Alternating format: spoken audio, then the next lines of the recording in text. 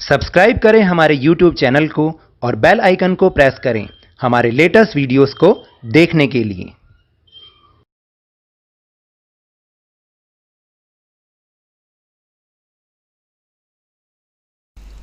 Hello and welcome to Lavneesh Sir की class. This is Directorate of Education GNCT of Delhi's worksheet number 12, and it is only for class 7 students.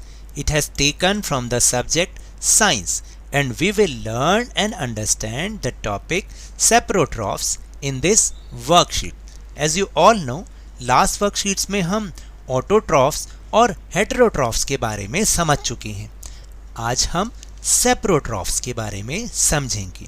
What is सेप्रोट्रॉफ्स, तो इसी के बारे में हम इस worksheet में डिस्कस करेंगे। So now let's start and understand with me. Many times we see some small fluffy umbrella like plants growing on rotting wood during the rainy season.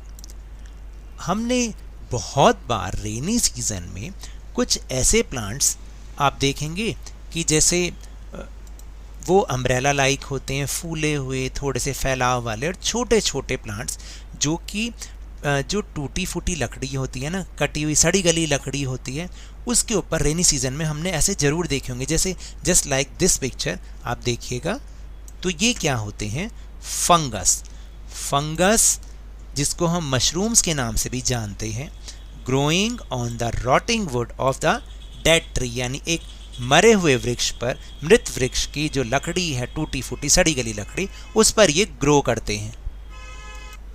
They take their nutrition from the rotting wood of a dead tree, और ये जो अपना nutrition होता है ये उस सड़े गली लकड़ी से, जो कि डेड ट्री की सड़ी गली लकड़ी होती है, उससे ये अपना न्यूट्रिशन लेते हैं। The mode of nutrition in which organism take in nutrients from dead and decaying matter is called saprotrophic nutrition, and such organisms with saprotrophic mode of nutrition are called saprotrophs. देखिए इसमें यही समझाया गया है कि nutrition का वो तरीका जिसमें कोई ऑर्गेनिज्म यानी जिसमें कोई प्राणी अपने न्यूट्रिएंट्स किसी डेड या सड़े गले मैटर से, सड़े गले पदार्थों से अगर वो अपना न्यूट्रिएंट लेता है तो वो सेप्रोट्रॉफिक न्यूट्रिशन कहलाता है। और ऐसे ऑर्गेनिज्म जो कि इस मोड को यूज़ करते हैं उन्हें हम सेप्रोट्रॉफ्स कहते हैं, जस्ट लाइक जैसे हमने पढ़ा था ऑटोट्रॉफ्स और heterotrophs. For example fungi, mushrooms, bread mould and yeast. तो देखिए ये इसके एग्जाम्पल हैं, जैसे फंगी, मशरूम्स, ब्रेड मोल्ड और yeast. Then fungi also grow on pickles, leather, clothes and other articles that are left in hot and humid weather for a long time. तो आपने देखा होगा कि जो फंगी होती है ना, ख़ासतौर से अचार, लेदर की जो प्रोडक्ट्स होते हैं, क्लोथ्स होते हैं हमारे, या अदर आर्टिकल्स जो कि हम हॉट और ह्यूमिड वेदर में अगर हम उन्हें लंबे समय तक छोड़ दें, और ये हॉट और ह्यूमिड वेदर आपने रेनी सीजन में बहुत ज़्यादा फील किया होगा, ऐसा ही होता है। तो ख़ास तौर से जो रेनी सीज़न होता है ये इनके लिए बहुत ही बढ़िया सीज़न होता है ग्रो करने के लिए। During the rainy season they spoil many things. और आपने देखा होगा हम बोलते हैं, कई बार बोलते हैं कि अचार में फुई लग गई, ऐसे बोलते हैं, वो जो वाइट कलर का होता है, और हम कहते हैं अब तो अचार सड़ गया।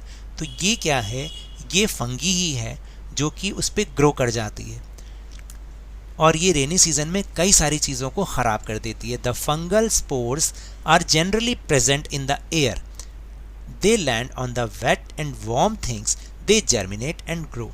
जो फंगल स्पोर्स होते हैं ना, यानी फंगल को बढ़ाने वाले, वो आम तौर पर क्या होते हैं, एयर में प्रेजेंट होते हैं, और जैसे ही वो किसी वेट या वार्म थिंग्स पर गिरते हैं, लैंड करते हैं, तो वो जर्मिनेट यानी और बढ़ना शुरू कर देते हैं। फिर इसके बाद है कि fungi can be useful as well as harmful, यानी फंगी जो होती है ना वो हमारे लिए यूजफुल भी होती है और हार्मफुल भी होती है। और हम फंगी बार बार इसलिए बात कर रहे हैं कि दे आर सेप्रोट्रॉफ्स। ये यूज़फुल कैसे होती है? For example mushrooms are eaten as a vegetable. देखिए जो हम सब जानते हैं, बहुत सारे लोग मशरूम की सब्ज़ी खाते भी हैं, और आपको पता है आप रेस्टोरेंट्स में जाएं तो वहाँ पर मशरूम वाली जो वेजिटेबल है वो सबसे महंगी मिलती है, लेकिन वो एक्चुअल में क्या है? फंगी है। तो इसको हम सब्ज़ी की तरह खाते हैं। Whereas yeast is use for producing alcohol. देखिए एल्कोहल को प्रोड्यूस करने के लिए यीस्ट का यूज़ किया जाता है, और एल्कोहल बहुत सारी मेडिसिन में भी यूज़ किया जाता है। तो इसी तरह यीस्ट से जो ब्रेड भी बनती है। Some fungi like penicillium fungus is use in making an antibiotic penicillin. तो देखिए पेनिसिलियम फंगस नाम का एक फंगी होता है जिसको हम पेनिसिलिन नाम की एक एंटीबायोटिक बनाने में यूज़ करते हैं, और वो बहुत ज़्यादा यूज़ होती है। Fungi also causes disease in plants and human beings. इसी तरह वो जैसे हमारे लिए वो यूज़फुल थी, ऐसी फंगी जो है वो प्लांट्स और ह्यूमन बींग्स में कई बीमारियों का कारण भी बनती है।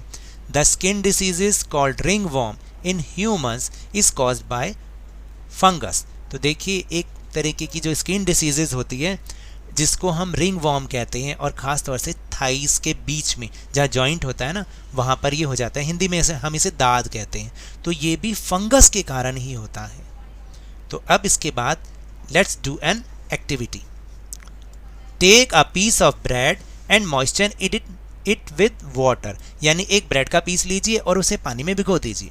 Live it in a most warm place for 2 or 3 days और until fluffy patches appear on them। आप इसको 2-3 दिनों के लिए एक किसी गर्म जगह पर रख दें, या उसको तब तक के लिए छोड़ दें जब तक कि उस पर कुछ उभरे उभरे फ्लफ़ी पैचेस ना अपीयर होने लग जाएं। Then we will find that fluffy patches appear on the surface of the slice of bread. हम कुछ देखेंगे कि इसमें ये फाइंड करते हैं कि जो फ्लफ़ी पैचेस होते हैं वो ब्रेड के सरफेस पे अपीयर होने लग जाते हैं। These patches are of fungus plants. और यही फंगस, ये जो पैचेस है ना, यही फंगस प्लांट्स कहलाते हैं। देखिए यहाँ पर जो पिक्चर भी बना रखी है fungus growing on a slice of bread, इसमें साफ तौर पे दिखाया गया है कि किस तरह से फंगस उस पे ब्रेड पर ग्रो कर रही है।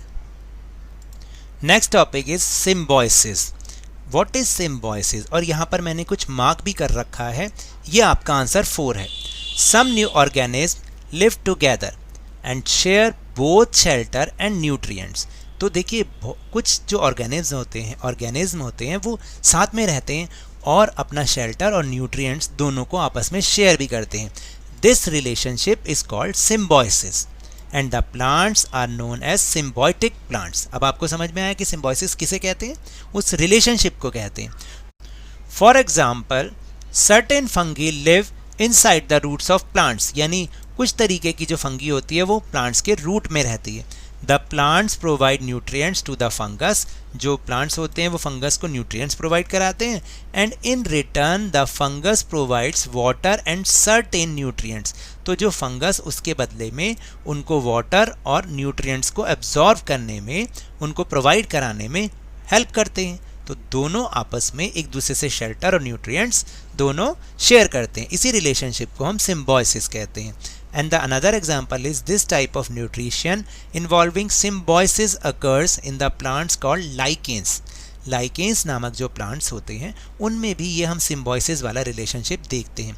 In lichens, the green colored plant called alga or algae and non-green plant fungus live together. यानी लाइकेंस में दो पार्ट्स होते हैं उसके, और जिसको एक को हम एल्गा या एल्गी कहते हैं, और जो नॉन ग्रीन होता है प्लांट उसको हम फंगस कहते हैं। The fungus provides shelter, water and mineral to the alga and in return the alga prepares and provides food to the fungus. तो देखिए वो जो फंगस होता है वो उसको शेल्टर, वाटर और मिनरल देता है एल्गा को, और उसके बदले में एल्गा जो है वो उसके लिए फूड प्रिपेयर करता है। किसके लिए? फंगस के लिए। तो अब हम कुछ क्वेश्चन करते हैं। Let's do some questions on the basis of our topics.